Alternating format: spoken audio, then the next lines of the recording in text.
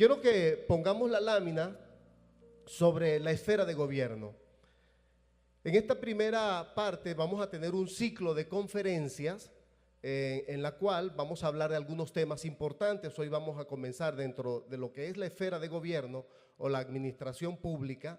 Nosotros vamos a hablar sobre politología bíblica, vamos a hablar sobre el temor de Dios en la esfera del gobierno, vamos a hablar también de los conceptos y bases fundamentales acerca de lo que es la política y los conceptos de la organización del Estado. Allí en Isaías capítulo 2, versículo 2, parte de este material que voy a compartir es un material de dominio público. Usted lo puede conseguir en librerías, desde que Johnny Lowe, profeta y pastor, lo comenzó a publicar. Nosotros pues comenzamos a trabajar en esto desde el 2007, ¿no? Que vino Johnny Lowe por Venezuela y nos entregó algunos libros que él había escrito sobre el tema, así que este material usted lo puede conseguir. Sin embargo, lo importante aquí es que vamos a hablar del tema de politología, cómo Dios ve la política, ¿no? Y cómo Dios la estableció. En primer lugar, en Isaías capítulo 2, versículo 2 dice la palabra de Dios: acontecerá en lo postrero de los tiempos que será confirmado el monte de la casa de Jehová como cabeza de los montes, y será exaltado sobre los collados, y correrán a él todas las naciones. En la traducción actual dice: en los últimos días, en el monte de la casa del Señor, será el más alto de todos, el lugar más importante de la tierra. Se levantará por encima de los demás montes, y gente del mundo entero vendrá aquí para adorar. Interesante esta versión.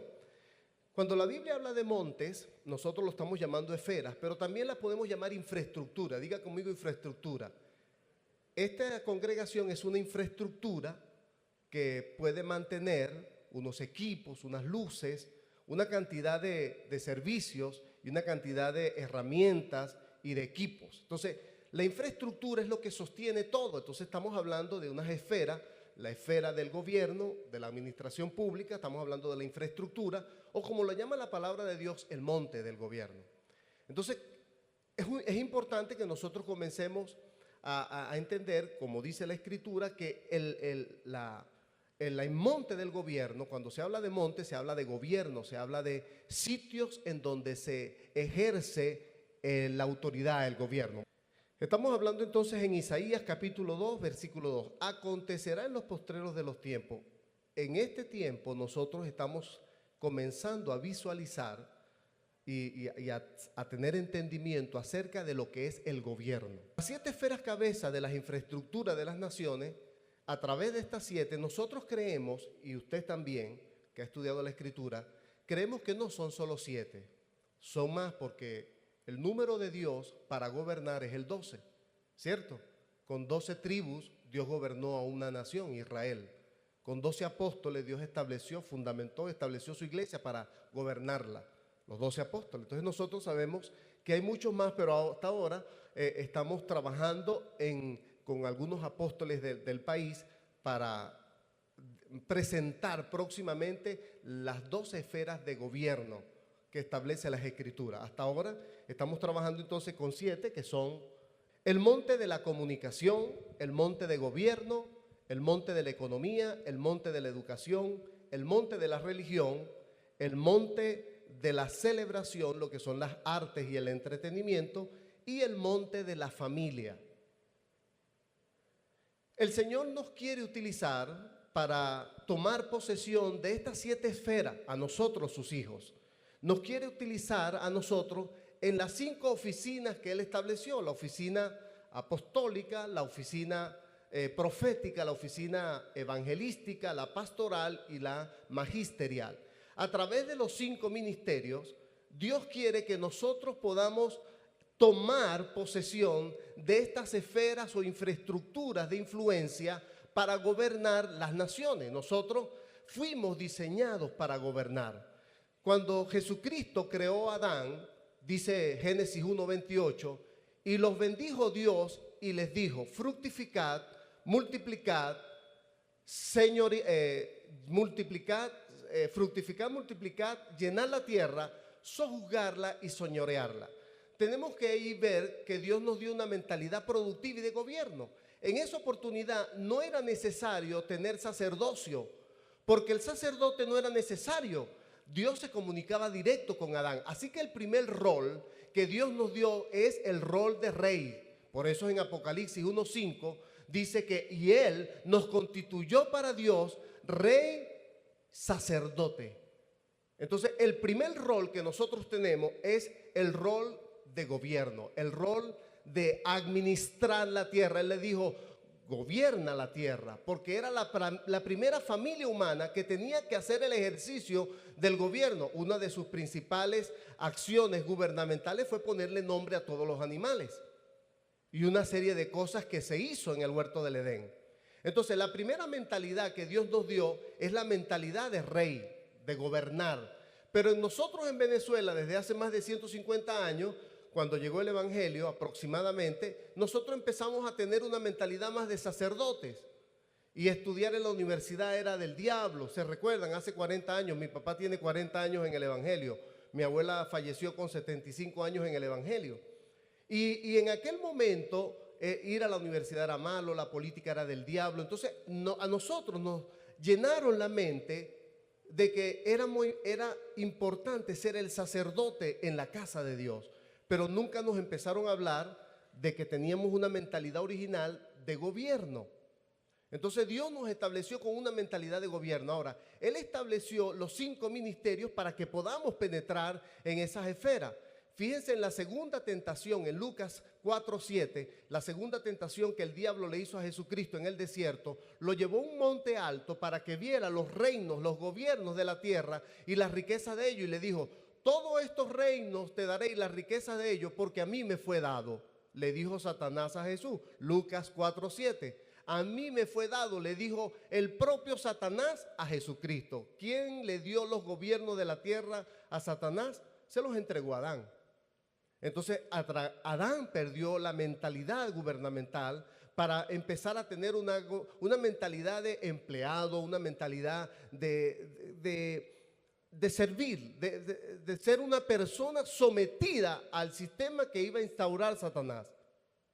Entonces Cristo le dice a Satanás, al Señor tu Dios adorarás y a Él solo servirás. Así que luego viene Cristo y nos entrega un reino. En Lucas capítulo 12, versículo 36 dice, no temas manada pequeña porque a mi Padre le ha placido daros el reino. Y luego en Hebreos, el autor de los Hebreos dice que Dios nos ha entregado un reino inconmovible.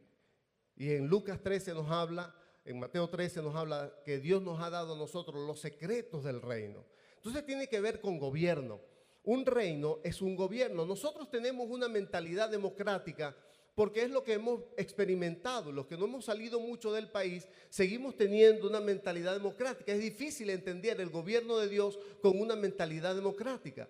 Ahora, los que viven, cuando estuvimos en algunos países donde hay monarquía, entendemos cómo es diferente un gobierno monárquico. Porque hay un reino. Entonces, el rey tiene una mentalidad y los súbditos tienen una mentalidad y tienen una calidad de vida distinta a la nuestra. Entonces, Dios estableció una mentalidad de gobierno en nosotros que fue perdida por Adán, pero recuperada por Cristo. Y ahora nosotros tenemos 5 ministerios para poder penetrar. En primer lugar, tenemos los apóstoles, los profetas, evangelistas, pastores y maestros. Debemos estar conscientes cuál es nuestro rol. Actualmente cada uno de nosotros ya por nuestros dones sabemos qué ministerio estamos desarrollando. ¿Cuál es nuestro papel? Diga conmigo, ¿cuál es mi papel? ¿Ve? Porque yo estoy como pastor en una congregación y es verdad que no puedo hacer el ejercicio de la política porque probablemente cuando hablamos de gobierno a veces nos enfocamos en política y vamos a ver unas cosas más adelante sobre politología. Entonces, cuando nosotros entendemos que tenemos una mentalidad para gobernar, podemos empezar a dar pasos. ¿Cuál es mi papel? ¿Cuál es mi misión en cada una de estas esferas? Entonces, tenemos que Dios le dio a Moisés y le dijo, debes tomar posesión de la tierra prometida. Busquemos en Deuteronomio, capítulo 7, versículo 1. Dios le dijo a Moisés, tienes que tomar posesión de la tierra prometida. Pero la tierra prometida no la tiene fácil. Ahí hay unas naciones que son más grandes y más fuertes que tú y tú tienes que sacarlas de allí. Miren lo que dice. Cuando Jehová tu Dios te haya introducido en la tierra en la cual entrarás para tomarla, diga para tomarla. Nosotros estamos hablando de las 7 esferas de influencia. Tenemos que tomar esas 7 esferas. Para tomarla y haya echado de delante de ti a muchas naciones y las enumera. En primer lugar el Eteo, el Gergeseo, el Amorreo, el Cananeo, al Fereceo, al Heveo y al Jebuseo. 7 naciones mayores y más poderosas que tú. Luego tenemos en Josué capítulo 3, cuando Moisés ya estaba muerto, Dios le dice a Josué que debe tomar la tierra prometida. La toma de las 7 naciones mayores y más poderosas que tú. Por eso es que Dios le dice varias veces a Josué: no temas ni desmayes, sé muy valiente. Mira, esos montes, esas naciones son más fuertes, más poderosas que tú. Anda, haz la diligencia, pero yo estoy contigo, yo las voy a vencer. Pero tuvo que pelear batallas, 31 batallas tuvo que pelear. Josué entonces liderando para cruzar el Jordán, entrar a la tierra prometida y tomar ese territorio que ya Dios le habría prometido. ¿Quién es el enemigo del monte del gobierno? Porque cada monte tiene un enemigo, diga enemigo. Sabemos que nuestro mayor enemigo es el diablo, pero el diablo tiene una, vamos a llamarlo así, una jerarquía, ¿verdad? Pablo lo dice en Efesios 12 que hay potestades, hay principados, potestades, gobernadores de las tinieblas de este siglo, huestes espirituales de maldad en los lugares celestes. Entonces hay una jerarquía. Entonces el propio diablo maneja una organización en su mundo infernal. Todo sistema gubernamental en el mundo sufre de corrupción. ¿Cuál es el enemigo del monte del gobierno? El Gergeseo. Gergeseo significa morador en el lodo o morador en barro. Representa la corrupción. Por eso es que cuando alguien está en corrupción, dicen popularmente, está embarrado, ¿verdad? Porque el Gergeseo, una de las 7 naciones que el pueblo de Israel tenía que conquistar, de esas infraestructuras que llaman el gobierno, entonces era el Gergeseo, morador en el lodo, morador en el barro, la corrupción. El principado de este monte es Lucero, Satanás en persona. Él dijo: todos estos reinos te los daré porque a mí me fue dado. Entonces el propio Satanás es quien se encarga de dirigir y controlar el gobierno. ¿Cómo lo llamó Jesucristo? Uno de los nombres. Ahí viene el gobernante de este tiempo, de este siglo. ¿Sí? Así lo llamó Jesucristo. Ahí viene el príncipe de este mundo, pero nada tiene en mí. Ahora bien, cuando nosotros entramos en este monte, para entrar en este monte, una de las cosas que nosotros tenemos que tomar en cuenta es que hemos escuchado, mira, hay un pastor, un hermano, un cristiano, un adorador que entró en un cargo público, pero mira, entró en corrupción. Sí han escuchado ese tema, lamentándolo mucho, hemos escuchado ese tema. Yo duré 16 años en la administración pública, ocupando cargos, por ejemplo, en un ministerio como director general. Mi jefe era el ministro. Yo estaba a la par ahí con los viceministros. Estuve en un banco de desarrollo de segundo piso, era el vicepresidente. Mi jefe era el presidente del banco. Y así en otras instituciones. Entonces, cuando nosotros entramos ahí, hasta el dinero que te dan, por ejemplo, que llaman caja chica, yo tenía que leerme bien la documentación de cómo utilizar el dinero de la caja chica para no malversar el dinero, para no hacer con ese dinero lo que no tenía que hacer.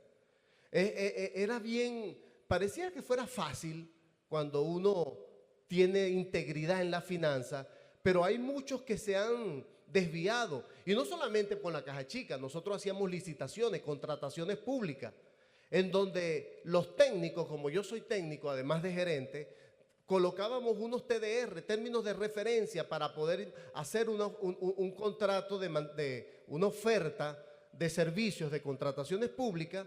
Nosotros podíamos entubar las contrataciones y allí tenía que venir la integridad. Aunque algunos de los oferentes fueran amigos nuestros, yo no podía ceder ante la amistad para que ese amigo mío ganara una licitación.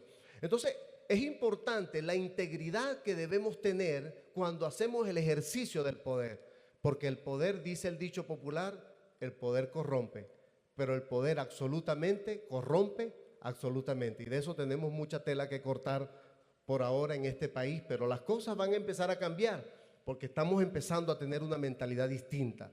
Entonces el jerjeseo es el que vive mora en el lodo, el que vive en el barro, es la corrupción. Satanás mismo está a cargo de corromper el ejercicio del gobierno en el mundo.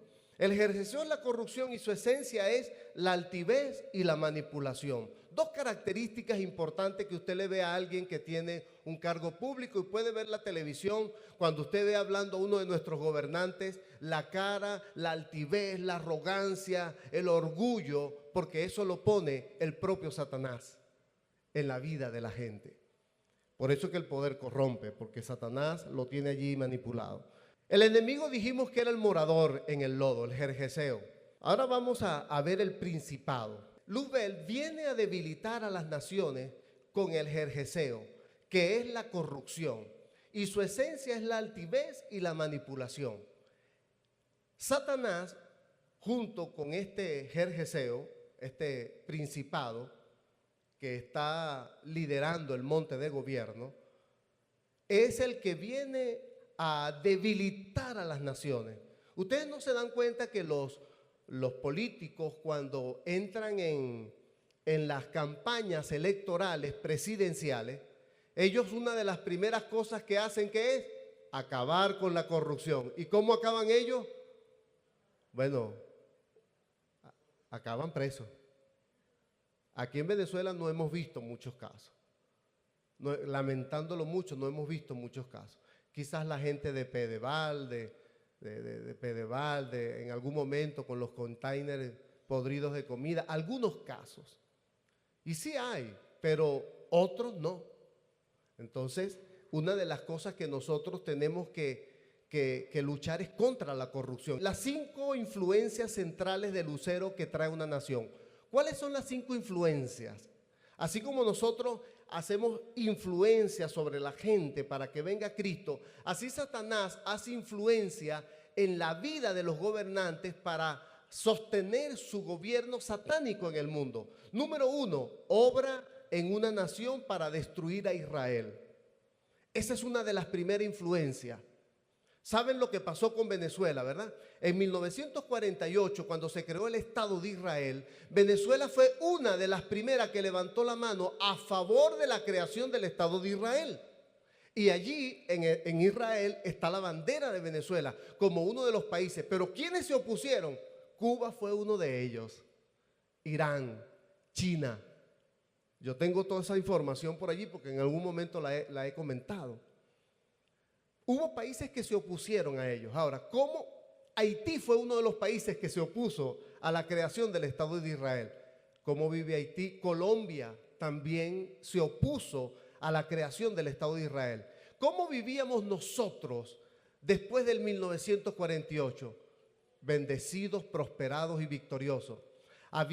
Yo tengo recortes de prensa en donde decían Venezuela, en inglés, Venezuela era el gobierno más adelantado de toda Latinoamérica, las autopistas más grandes, esa autopista Caracas-La Guaira, eso era un espectáculo de ingeniería civil, de arquitectura. Venezuela estaba dando, cuando se creó la ciudad universitaria aquí en Caracas, eso era uno de los más grandes espectáculos como casa de estudio en el mundo. Ahora, después de varios años, en Venezuela, lamentándolo mucho, el fallecido presidente Chávez maldijo al pueblo de Israel desde sus entrañas y ya nosotros conocemos toda la historia. Estamos viviendo consecuencias, escúchenme bien, estamos viviendo consecuencias los venezolanos por haber maldecido a Israel.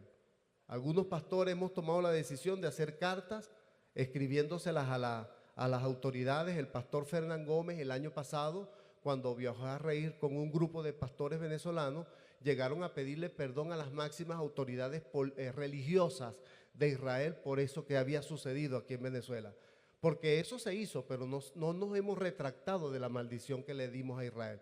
Entonces parte de eso lo estamos viviendo. Entonces, que una de las primeras influencias que hace Satanás en los gobiernos, destruir a Israel. ¿Qué hicimos nosotros como venezolanos? Maldijimos a Israel.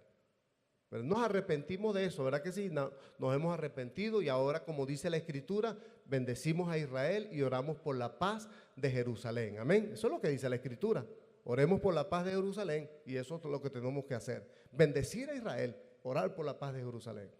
Segunda cosa que hace Satanás, obra para perjudicar o destruir a creyentes.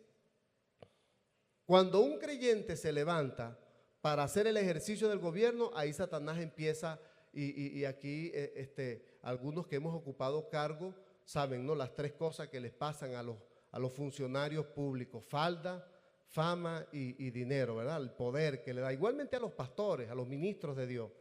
Pero créanme que cuando uno está ahí en esos puestos, siempre hay mujeres que se le ofrecen a uno. En 16 años, pues nunca cedí ante ninguna tentación. Y escúchenme bien, escúchenme bien.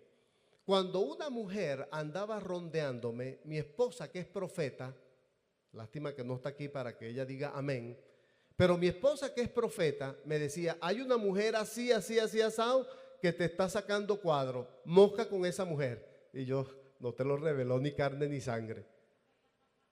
Entonces, una de las cosas es eso. Entonces, cuando se levanta un hombre de Dios para tomar posesión del monte de gobierno, ¿qué hace Satanás? Empieza a atacar a la persona para destruirla. Eso es lo que dice la segunda influencia. Primera influencia, el diablo hace que las naciones destruyan a Israel, que una nación destruya a Israel. Número dos, perjudica o destruye a los creyentes que quieren tomar posesión. Número tres, obra para destruir a la próxima generación. ¿Cómo lo hace? Con las leyes del aborto. Ustedes saben cuántas veces hemos tenido que levantarnos nosotros aquí para pelear en contra del aborto. El aborto no es más que el mismo espíritu del aborto en los tiempos pasados. Siempre se me olvida ese espíritu, el nombre de ese espíritu, que tenía las manos de bronce para que le tiraran los niños allí. Moloc. El aborto es el mismo espíritu Moloc. Entonces, ¿cómo hace? Destruyen a las nuevas generaciones a través de leyes como el aborto. Número 4, obra para oprimir a las mujeres. Siempre busca Satanás en las naciones oprimir a las mujeres. Antes, nosotros como cristianos, nuestras mujeres estaban 0 a la derecha, 0 a la izquierda, ¿verdad? ¿Se recuerdan? En matemáticas, 0 a la izquierda no tiene valor. Y en las iglesias se sientan por un lado, por otro lado. No quiero entrar en esos detalles, pero lo que quiero decirles es que no les permitían a veces ni predicar, ni ejercer el ejercicio de su ministerio. Por eso yo pido un aplauso para las pastoras que están aquí en esta mañana. Qué bendición, pero déselo fuerte porque son mujeres que...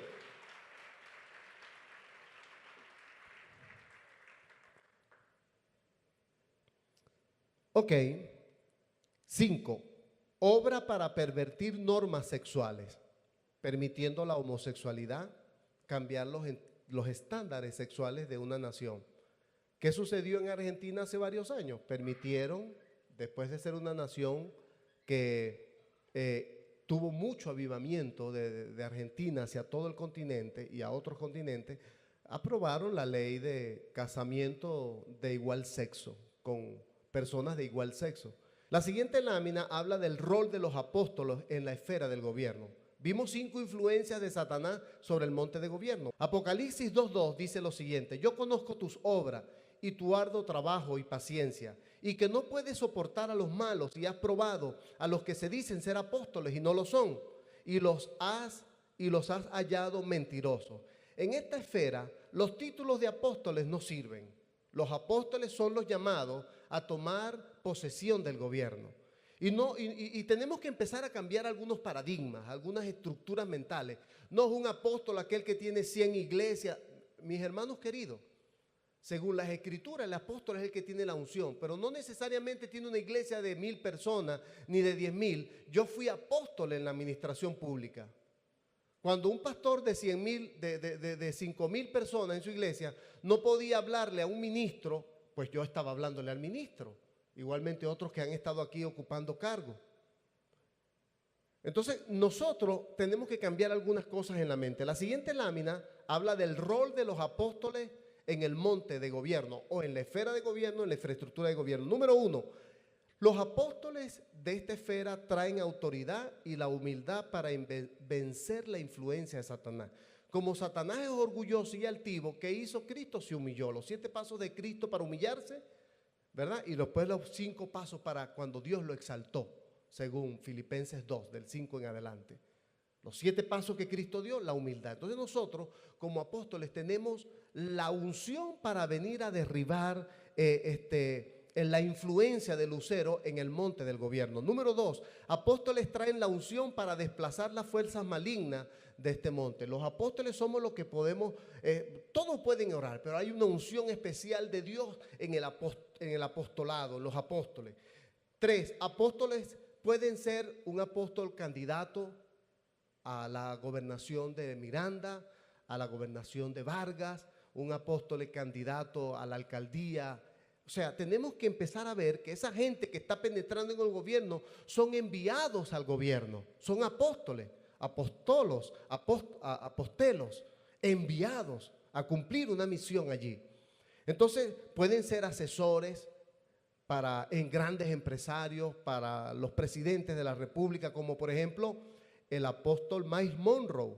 Miles Monroe, cuando estuvimos con él allá en las Bahamas, él era el asesor del equipo de gobierno de las Bahamas.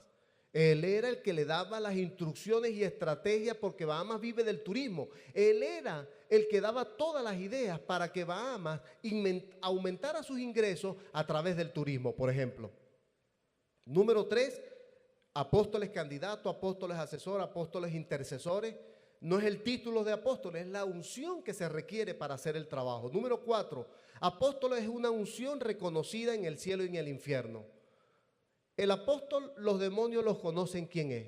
En el infierno lo conocen. Oye, vino el negro otra vez a hablar de estas cosas. Número 5, un apóstol es uno que viene acompañado de millones de ángeles, miles de ángeles, y es escogido por Dios para hacer el trabajo. La siguiente lámina habla de politología. Rápidamente voy a hablar de este tema. Politología bíblica. Existen 2 politologías, la politología humana del hombre y la politología de Dios. Diga, politología del hombre y la politología de Dios. La politología del hombre es la que inventó el hombre. La politología bíblica es la que Dios inventó. Esa es la que queremos estudiar hoy rápidamente. La politología del hombre, creada por el hombre, se define como la voluntad del hombre para organizar y gobernar los países. Así mismo, de sencillo. Es lo que el hombre inventó, ¿verdad? La voluntad del hombre para organizar y gobernar a los países. La politología o gobierno bíblico, creado por Dios, se define como la voluntad de Dios para organizar y gobernar a los países. Ambas son diametralmente opuestas. Una cosa es la voluntad del hombre para organizar, planificar y dirigir a los países, y la otra es la voluntad de Dios para organizar, planificar y dirigir a los países. La siguiente lámina habla entonces lo que dice Rousseau. Dice, el hombre es bueno por naturaleza. Esta expresión de Rousseau es la que se tomó para la creación de la politología humana. El hombre es bueno por naturaleza. En cambio, la politología bíblica se fundamenta en la realidad en donde Moisés y los profetas dijeron que el hombre es malo por naturaleza, después que pecó, por la naturaleza adámica. Después de Adán para acá, esa naturaleza caída, pecaminosa. Adquiere entonces, Maquiavelo dice lo siguiente: los hombres siempre serán malos a menos que la necesidad los obligue a ser buenos. La siguiente lámina habla de politología. Politología es la ciencia que se dedica al estudio de la política, el diseño y la ejecución de acciones públicas para organizar a la sociedad. Ese es un concepto importante. Ahora, etimológicamente, la palabra politología viene del griego, del latín político, del griego polites. El sufijo tes significa agente. Diga conmigo, agente. Polis significa ciudad. Y logía se refiere a estudio o tratado. Entonces, politología, podríamos decir, como lo resumo allí, es incorporar todos los agentes de la sociedad en las acciones públicas. Algunos de nosotros como pastores no estamos de acuerdo con el tema política. Vamos a hacer política. ¿Por qué? Porque es agarrar todos los agentes de la sociedad. Vamos a hablar de Venezuela. Los agentes de la sociedad, homosexuales, agentes de la sociedad, militares, paramilitares armados o civiles armados, los corruptos, los cristianos evangélicos, los santeros, los hechiceros, los brujos. Tendríamos que agarrar todos los agentes de la sociedad para integrarlos en la sociedad. Cuando me refiero a integrarlos es hacer el ejercicio de la política.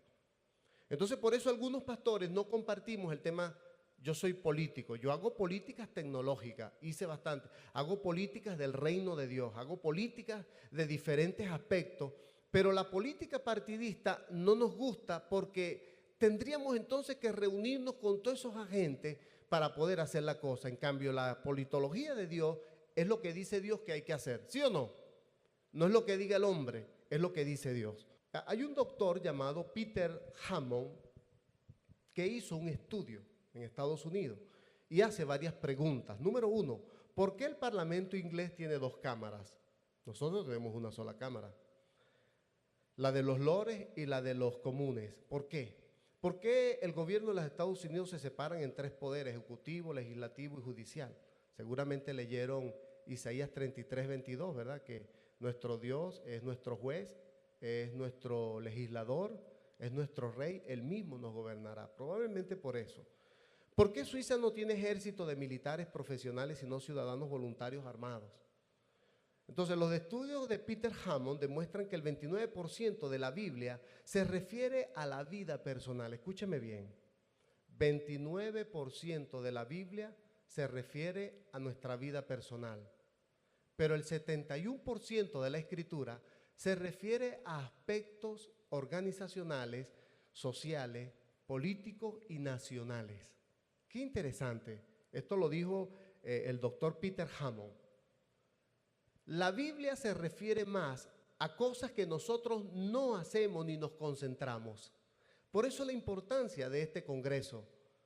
Empezar a penetrar, a empezar primero a tener una mentalidad de que las infraestructuras que gobiernan los países, en este caso particularmente el gobierno o la administración pública, es algo que Dios estableció para los hijos, pero nuestra mentalidad no nos ha dejado penetrar allá, ¿sí? No nos ha dejado ir para allá porque no tenemos una mente. Usted sabe que como usted piensa, usted vive. Si usted no tiene esa mentalidad, no puede lograr cosas. Entonces, Peter Hammond realizó los siguientes estudios y dijo la siguiente: las personas, cristianos y no cristianos por igual, viven bajo la ilusión de que la Biblia no dice nada de las estructuras sociales, modelos constitucionales o problemas y asuntos políticos. Y como la Biblia no dice nada, dicen esas personas a las que él entrevistó, ¿qué opina acerca del rol de los gobiernos, la educación, los negocios, la inflación, la redistribución de la riqueza y la acción social? Adoptan los puntos de vista del sistema del mundo, se amoldan y ajustan al estilo mundial, pero no buscamos en la Biblia, que en la Biblia está el 71% de todos estos aspectos que nosotros normalmente no lo estudiamos. Dentro de los 9, vamos a llamarlo así, dentro de los 9 principios bíblicos del gobierno civil, se los quiero dejar ya para la reflexión, de aquí pueden anotar sus preguntas. Los 9 principios para el gobierno civil. Número 1, orden social descentralizado. Número 2, economía libre. ¿Ok? El Estado interviene estableciendo regulaciones, las regulaciones, pero no puede controlar la economía.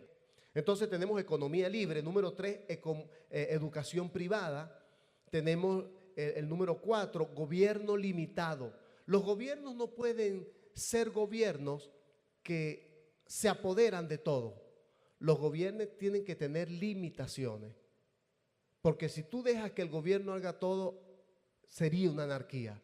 Entonces el gobierno tiene que ser un gobierno limitado. Número 5, federalismo y separación de poderes. No puede ser que todos los poderes, por lo menos en Venezuela, obedezcan al Ejecutivo o se sometan al Ejecutivo. Eso no es de Dios. Número 3, número 4, número 6, justifica, habla sobre la independencia y juicio justo. Básicamente habla allí del poder judicial. Número 7, debería haber un Congreso bicameral. Aquí tenemos una sola cámara en la Asamblea Nacional. Número 8, anteriormente teníamos 2 cámaras, ahora tenemos una sola. 8, Senado o Cámara Federal de reelección popular. Y número 9, el Ejecutivo está controlado por la elección popular. Aunque eso está manejándose, estos principios se los quiero dejar allí porque nosotros tenemos como cristianos, dicen algunos que somos el 10% de la población de Venezuela, 3.4 millones, 3.5 millones de cristianos, no estoy seguro de eso, pero nosotros si nos proponemos, podemos elegir a la persona y nos ponemos de acuerdo, podemos elegir a la persona que nosotros creamos junto al Espíritu Santo que debe estar allí en el Palacio de Miraflores. Yo quiero que usted se ponga de pie y a partir de hoy vamos a empezar a pensar en que este monte de gobierno es lo que Dios nos ha dado a nosotros para hacer el ejercicio del gobierno de Dios en la tierra. Recuérdense, Dios le dio la mentalidad de gobierno a Adán, Adán la perdió, pero cuando Dios destruyó la humanidad, en capítulo 9 de Génesis, Dios le ratificó la mentalidad gubernamental a Noé, a la segunda familia humana. Eran los únicos que existían en la tierra y eran los responsables de gobernar la tierra. Entonces nosotros a partir de hoy, nosotros tenemos que comenzar no solamente a pensar, hacer el ejercicio de pensar es importante porque Dios nos da ideas. Y dice Santiago que toda buena idea, toda buena dádiva desciende de lo alto del Padre de las luces, en el cual no hay mudanza ni sombra de variación. Así que yo quiero hacer una oración para hacer una activación en nosotros los que estamos aquí, los pastores sobre todo, para que podamos ahora reconsiderar nuestro discipulado y liderazgo hacia nuestros niños y jóvenes, porque es tiempo de que nosotros nos levantemos en Venezuela para tomar posesión aquí de todas las esferas, el gobierno principalmente, porque dice la Escritura que cuando los justos gobiernan, el pueblo se alegra, pero ¿cómo nos estamos quejando cuando los impíos nos oprimen en su gobierno? ¿O ustedes están bien contentos con la opresión que tenemos actualmente? No estamos contentos. 80% de nuestra población está en pobreza, es difícil.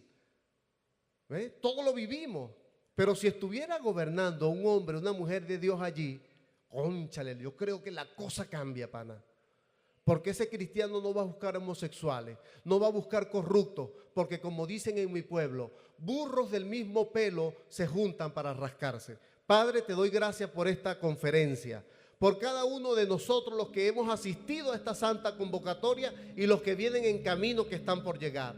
Ahora, Padre, yo te pido que el Espíritu Santo tome estas palabras para que haga un sello con el fuego de tu Espíritu en el corazón de cada uno de nosotros, que podamos arder en nuestros corazones, Señor, para lograr despertar a una mentalidad de posesión de las esferas que gobiernan las naciones, como el caso del gobierno, la administración pública en Venezuela.